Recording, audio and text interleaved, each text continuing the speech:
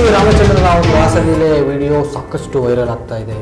ತಮ್ಮ ಕಚೇರಿಯಲ್ಲಿ ಯೂನಿಫಾರ್ಮ್ನಲ್ಲಿ ಈ ರಾಸಲೀಲೆ ವಿಡಿಯೋ ಮಾಡ್ತಾ ಇರುವಂತಹ ವಿಡಿಯೋ ಸಾಕಷ್ಟು ವೈರಲ್ ಆಗ್ತಾ ಇದೆ.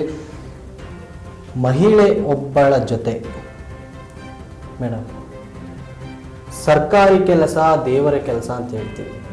ಅದೇ ಸರ್ಕಾರಿ ಕೆಲಸ ಮಾಡುವಂಥ ಕೆಲಸದಲ್ಲಿ ಇಂಥ ಕಚ್ಚಡ ಕೆಲಸಗಳು ಮಾಡ್ತಾರಲ್ಲ, ಏನು ಹೇಳಬೇಕು ಮೇಡಮ್ ಇವರಿಗೆ?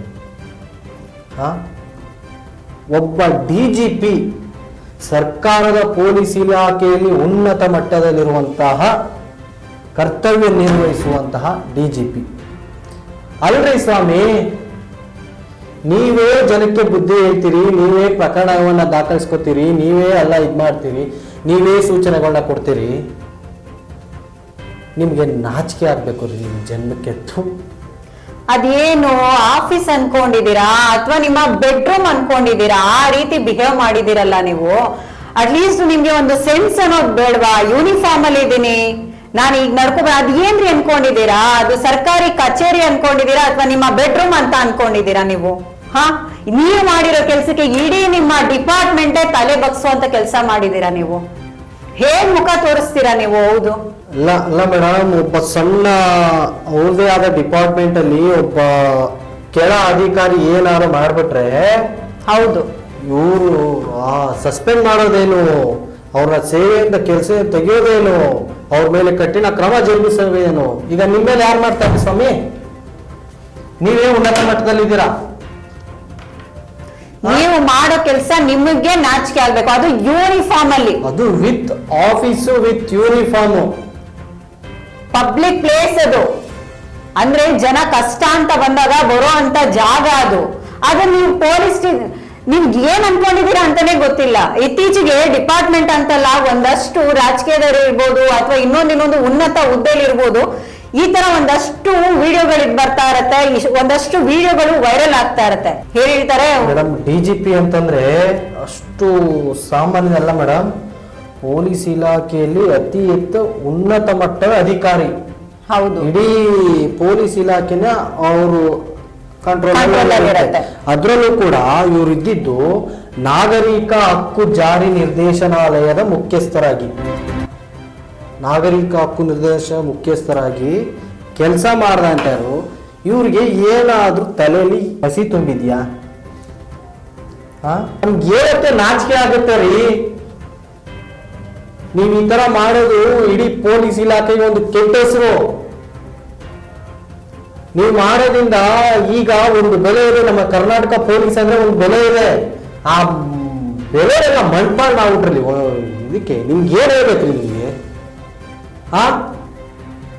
ನಮ್ ಬಾಯರ ಹೇಳಕ್ ನಾಚಿಕೆ ಆಗುತ್ತೆ ರೀ. ಆ ವಿಡಿಯೋನ ನೋಡ್ತಿದ್ರೆ ಅದು ಆಫೀಸಲ್ಲಿ ಹಿಂದೆ ಫ್ಲಾಗ್ ಇದೆ, ಭಾರತ ಮಾತೆ ಫ್ಲಾಗ್ ಇದೆ, ಕರ್ನಾಟಕ ಪೊಲೀಸ್ ಫ್ಲಾಗ್ ಇದೆ. ಕರ್ನಾಟಕ ಜನತೆಯನ್ನು ಏನ್ ಹೇಳಕ್ ಇಷ್ಟಪಡ್ತೀರಾ ನೀವು ಅಂತ? ಏನು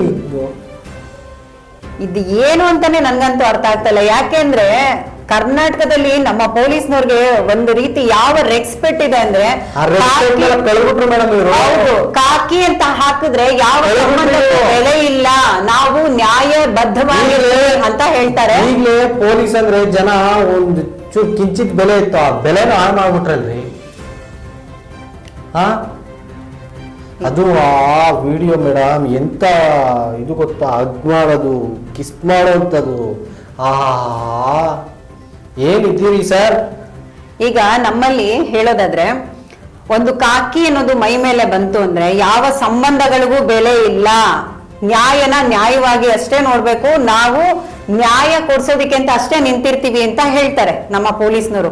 ಆದ್ರೆ ಇವರು ಆ ಕಾಕಿ ಹಾಕೊಂಡೆ ಇಷ್ಟು ರಾಸಲೀಲೆಗಳನ್ನ ನಡೆಸಿದ್ದಾರೆ.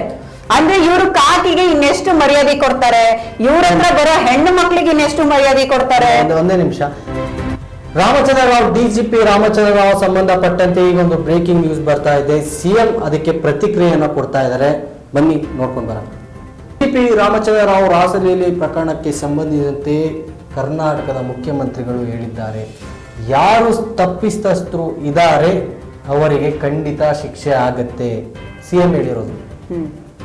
CM ತನಿಖೆ ಮಾಡಿ, ಅದು ವಿಡಿಯೋನ ಒರಿಜಿನಲ್ ಇರುವ ತನಿಖೆ ಮಾಡಿ ಅದನ್ನು ಶಿಕ್ಷೆ ಆಗುತ್ತೆ ಅಂತ ಹೇಳಿದ್ದಾರೆ. ಇದು ಯಾವ ವಿಡಿಯೋ ಅಲ್ಲ, ಹೌದು, ಯಾರು ಸೃಷ್ಟಿ ಮಾಡಿರೋ ವಿಡಿಯೋ ಅಲ್ಲ, ತಾನೇ ಒಬ್ಬ ಮುಂದೆ ಕೂತಿರೋಂಥ ಮೊಬೈಲಲ್ಲಿ ರೆಕಾರ್ಡ್ ಮಾಡಿರೋಂಥ ವಿಡಿಯೋ. ಮೊಬೈಲಲ್ಲಿ ಮಾಡಿದಾರೋ ಯಂತ್ರ ಮಾಡಿದಾರೋ ನಮ್ಗೆ ಗೊತ್ತಿಲ್ಲ. ಆ ವಿಡಿಯೋನ ನೋಡ್ತಾ ಇದ್ರೆ ಎದುರುಗಡೆ ಕೂತಿರೋಂಥ ವ್ಯಕ್ತಿ ರೆಕಾರ್ಡ್ ಮಾಡ್ತಾ ಇರೋದು 100% ನಿಜ. ಇದು ಯಾವುದೇ ವಿಡಿಯೋ ಅಲ್ಲ, ಏನೂ ಅಲ್ಲ. ನೀವು ನಾಳೆ ದಿನ ಇದು ಮಾಡಿರೋಂಥ ವಿಡಿಯೋ ಈಗ ಬರ್ತಾ ಇರೋ ಟೆಕ್ನಾಲಜಿ ಪ್ರಕಾರ ಏನು ಬೇಕಾದ್ರೂ ಮಾಡ್ಬಿಡ್ಬೋದು. ಆದರೆ ವಿಡಿಯೋಗೂ ಒರಿಜಿನಲ್ ವಿಡಿಯೋಗೂ ಸಾಕಷ್ಟು ವ್ಯತ್ಯಾಸ ಇದೆ, ಗೊತ್ತಾಗ್ಬಿಡುತ್ತೆ. ಹೌದು. ಏನೇ ಆಗಲಿ ಈ ವಿಷಯದ ಸಮಗ್ರ ತನಿಖೆ ಆಗಬೇಕು. ಇವರನ್ನ ಸೇವೆಯಿಂದ ವಜಾ ಮಾಡ್ತಿರೋ ಸಸ್ಪೆಂಡ್ ಮಾಡ್ತಿರೋ ಗೊತ್ತಿಲ್ಲ, ಅದು ನಿಮಗೆ ಬಿಟ್ಟಿದ್ದು. ಕಾನೂನು ಕರ್ತವ್ಯ ನಿಭಾಯಿಸುವಂತ ಜಾಗದಲ್ಲಿ ಇಂಥ ಕೆಲಸ ಮಾಡಿದವ್ರಿಗೆ ತಕ್ಕ ಶಿಕ್ಷೆ ಆಗ್ಲೇಬೇಕು. ಹೌದು. ಈಗ ಡಿಪಾರ್ಟ್ಮೆಂಟ್ ಅಲ್ಲಿ ಒಂದು ಸಣ್ಣ ಪುಟ್ಟ ತಪ್ಪುಗಳಾಗ್ಲಿ ಅಥವಾ ಯಾರೋ ಒಬ್ಬ ರೇಗಿಸ್ತಾ ಅನ್ನೋದಾಗ್ಲಿ ಅಥವಾ ಇನ್ನೊಬ್ಬ ಯಾರಿಗೋ ಚುಡಾಯಿಸ್ತಾ ಅನ್ನೋದಾಗ್ಲಿ ಕರ್ಕೊಂಡ್ಬಂದು ಅಷ್ಟೊಂದೆಲ್ಲ ಕಾನೂನಿನ ಪಾಠ ಮತ್ತೆ ಶಿಕ್ಷೆಗಳ ಪಾಠಗಳನ್ನ ಮಾಡ್ತೀರಾ. ಈಗ ನಿಮ್ಮದೇ ಡಿಪಾರ್ಟ್ಮೆಂಟ್ನವರು ಅದು ಇಷ್ಟು ವೈರಲ್ ಆಗಿರೋ ವಿಡಿಯೋಗಳನ್ನ ಬಿಟ್ಟಿದ್ದಾರೆ. ಈಗ ಕಾನೂನು ಬದ್ಧವಾಗಿ ನೀವು ಯಾವ ರೀತಿ ನ್ಯಾಯ ಕೊಡ್ತೀರಾ?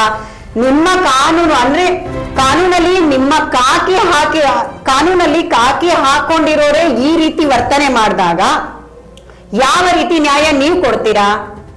ನಮೀಗ ಕಾಕಿ ಅಂದ್ರೆ ಕಾಕಿ ಹಾಕೊಂಡ್ಬಿಟ್ರೆ ನಾವು ಸಮಾಜ ಸೇವೆ ಮಾಡೋಕ್ಕೂ ರೆಡಿ, ಈ ಕಡೆ ನಾವು ಪ್ರಾಣ ತ್ಯಾಗಕ್ಕೂ ರೆಡಿ, ಹೌದು ಅನ್ನೋ ಒಂದು ಪ್ರತಿಜ್ಞೆಯನ್ನ ಮಾಡಿ ಬಂದಿರ್ತಾರೆ. ಅಲ್ಲಿ ನಾನು ಯಾವುದೇ ರೀತಿಯ ಸಂಬಂಧಗಳಿಗೆ ಎಲ್ಲರೂ ಸಮಾನವಾಗಿ ನೋಡ್ತೀನಿ, ಎಲ್ಲರೂ ನಾನು ಒಂದು ಒಳ್ಳೆ ರೀತಿಯ ಒಳ್ಳೆ ಕಾನೂನನ್ನ ಕೊಡಿಸ್ತೀನಿ ಅಂತ ಹೇಳೋ ವ್ಯಕ್ತಿ ಇವತ್ತು ತಾನು ಕರ್ತವ್ಯ ನಿಭಾಯಿಸುವಂತ ಜಾಗದಲ್ಲಿ ಇಂಥ ಕಚ್ಚಡ ಕೆಲಸ ಮಾಡಿದಾರಲ್ಲ, ಇಂಥವ್ರಿಗೆ ಏನ್ ಹೇಳ್ಬೇಕು ಮೇಡಮ್? ಬೇಕಾ ನಮ್ಮ ಪೊಲೀಸ್ ಡಿಪಾರ್ಟ್ಮೆಂಟ್ಗೆ ಇವರೊಬ್ರು ಮಾಡಿದ ಕೆಲಸಕ್ಕೆ ಇಡೀ ಡಿಪಾರ್ಟ್ಮೆಂಟೇ ತಲೆ ತಗ್ಸುವಂತ ಕೆಲಸ ಆಗಿದೆ. ಇಡೀ ಡಿಪಾರ್ಟ್ಮೆಂಟೇ ತಲೆ ತಗ್ಸ್ತಾ ಇದೆ ಕೂಡ. ಈಗ ಒಂದು ಪೊಲೀಸು ಒಂದು ಕಾಕಿ ಅಂತಂದ್ರೆ ಒಂದು ಬೆಲೆ ಇತ್ತು, ಆ ಬೆಲೆನ ಕಳ್ಬಿಟ್ರಿ ಸ್ವಾಮಿ. ಈಗ ಯಾರಾದ್ರೂ ಬಂದ್ರೆ ಒಂದು ಮಿಸ್ಟೇಕ್ ಆಗ್ಲಿ ಇರ್ಬೋದು, ಒಂದು ತಪ್ಪುಗಳಿಗೆ ಒಂದಷ್ಟು ಸೆಕ್ಷನ್ಸ್ ಗಳನ್ನ ಹೇಳ್ತೀರಾ. ಕೆಲವರು ಯಾರೋ ಒಬ್ಬ ಕುಡ್ಕೊಂಡ್ ಬಂದ್ಬಿದ್ದವನ್ಗಾಗಿರ್ಬೋದು, ಇಲ್ಲ ಯಾರೋ ಒಬ್ಬ ಇನ್ನೊಂದು ಇರೋದಕ್ಕೆ ಒಂದಷ್ಟು ಸೆಕ್ಷನ್ಸ್ ಹೇಳ್ತೀರಾ. ಆದ್ರೆ ನಿಮ್ಮ ಅಧಿಕಾರಿ ನಿಮ್ಮದೇ ಕಚೇರಿಯಲ್ಲಿ ಇಷ್ಟು ರಾಸಲೀಲೆಯನ್ನ ನಡೆಸಿದ್ದಾರೆ. ಯಾವ ಸೆಕ್ಷನ್ಸ್ ಹೇಳ್ತೀರಾ ಇದಕ್ಕೆ? ಯಾವ ಸೆಕ್ಷನ್ಸ್ ಇಂದ ಶಿಕ್ಷೆಗಳನ್ನ ಕೊಡಿಸ್ತೀರಾ? ಅಥವಾ ಏನವರು ಕೆಲಸದಲ್ಲಿ ಮುಂದುವರಿಬೇಕಾ ಅಥವಾ ಅಮಾನತು ಮಾಡ್ಬೇಕಾ, ಅದು ನಿಮ್ಗೆ ಬಿಟ್ಟಿದ್ದು. ಈಗ ಜನಸಾಮಾನ್ಯರಿಗೆ ನ್ಯಾಯ ಹೇಳೋ ಅಧಿಕಾರಿ ಈಗ ಯಾವ ರೀತಿ ನ್ಯಾಯ ಕೊಡಿಸ್ತಾರೆ? ಯಾವ ರೀತಿ ನ್ಯಾಯ ನೀವು ಅವ್ರಿಗೆ ಕೊಡ್ತೀರಾ? ನ್ಯಾಯ ಕೊಡ್ಸೋದಲ್ಲ ಸ್ವಾಮಿ, ಆ ವಿಡಿಯೋದಲ್ಲಿ ನೀವು ಇದು ಒಂದೇ ದಿನ ಮಾಡಿರುವಂತದ್ದಲ್ಲ. ಹೌದು, ಪ್ರತಿಯೊಂದು ದಿನ ಯಾವ್ಯಾವ ದಿನ ಮಾಡಿದ್ರೆ ನಿಮ್ಗೆ ಗೊತ್ತು. ಯಾಕಂದ್ರೆ ಪ್ರತಿಯೊಂದು ಬೇರೆ ಬೇರೆ ಡ್ರೆಸ್ ಅಲ್ಲಿ ಬರ್ತಾರೆ, ಸಾಕಷ್ಟು ಇದೆ, ಬೇರೆ ಬೇರೆ ಡ್ರೆಸ್ ಅಲ್ಲಿ. ಈ ತರ ನಿಮ್ಗೆ ಕೆಲಸ ಮಾಡೋ ಜಾಗದಲ್ಲಿ ಮಾಡಕ್ಕೆ ಹೆಂಗ್ರಿ ಮನ್ಸು ಬರುತ್ತೆ? ಎಸ್, ಆ ವಿಡಿಯೋದಲ್ಲಿದ್ದು ಮಹಿಳೆ ಯಾರು ಅಂತ ಗೊತ್ತಿಲ್ಲ. ಹೌದು, ಆ ವಿಡಿಯೋ ಯಾರು ತೆಗ್ದಿದ್ದು ಏನು ಅನ್ನೋ ಸಮಗ್ರ ತನಿಖೆ ಆಗಲೇಬೇಕು. ಎಸ್, ಇದು CM ಕೂಡ ಹೇಳಿದ್ದಾರೆ, ಯಾರು ತಪ್ಪು ಮಾಡಿದ್ದಾರೋ ಅವ್ರಿಗೆ ಶಿಕ್ಷೆ ಆಗತ್ತೆ, ಅವ್ರಿಗೆ ತನಿಖೆಯನ್ನು ಮಾಡಿಸ್ತೀವಿ ಅಂತ. ಅದೇನೇ ಆಗಲಿ, ಇಂಥ ಸರ್ಕಾರಿ ಕೆಲಸ ದೇವರ ಕೆಲಸ ಅಂತಾರೆ, ಆ ಜಾಗದಲ್ಲಿ ಮಾಡೋ ತಪ್ಪು.